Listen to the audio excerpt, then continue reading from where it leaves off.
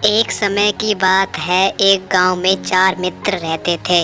उनमें से 3 बहुत ही विद्वान थे, परंतु वह व्यवहारिक ज्ञान की दृष्टि से एकदम कोरे थे। चौथा मित्र पढ़ा लिखा तो कम था, परंतु वह व्यवहारिक ज्ञान में माहिर था।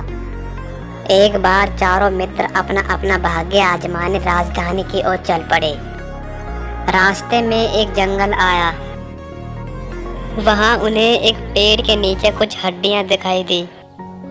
उनमें से एक व्यक्ति ने उन हड्डियों की जांच करके कहा, यह हड्डियां किसी शेर की हैं। इन हड्डियों को इकट्ठा करके मैं अपनी विद्या से इस शेर का कंकाल बना सकता हूँ।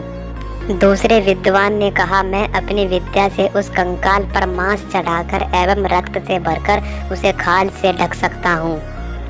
वहीं पर तीसरे विद्वान ने कहा, मैं इस निर्जीव प्राणी को जीवित कर सकता हूँ।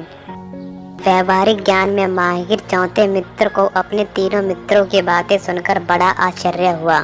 उसने अपने विद्वान मित्रों को सावधान करते हुए कहा, मित्रों, शेर को जीवित करना खतरे से खाली नहीं होगा। यह सुनकर पहले विद्वान ने कहा, अरे ये तो मूर्ख है, इस बेवकूफ को हमारे ज्ञान से ईर्ष्या हो रही है। दोनों विद्वान मित्रों ने उसका समर्थन किया। यह देखकर वह दौड़कर अपने घर चला गया। तीनों विद्वानों ने अपने अपने ज्ञान का प्रयोग करना शुरू कर दिया। पहले विद्वान ने सारी हड्डियां इकट्ठा करके उसका कंकाल तैयार किया। दूसरे विद्वान ने उस कंकाल पर मांस चढ़ाकर एवं रक्त से भरकर उसे खाल से ढक दिया। तीसरे ने अपनी विद्या का प्रयोग करके उस निर्जीव प्राणी में जान डाल दी। जान आते ही शेर दहाड़ता हुआ खड़ा हो गया और उन तीनों पर टूट पड़ा। तीनों विद्वान वहीं पर ढेर हो गए। व्यवहारिक ज्ञान और सूझबूझ के कारण चौथे विद्वान की जान बच गई।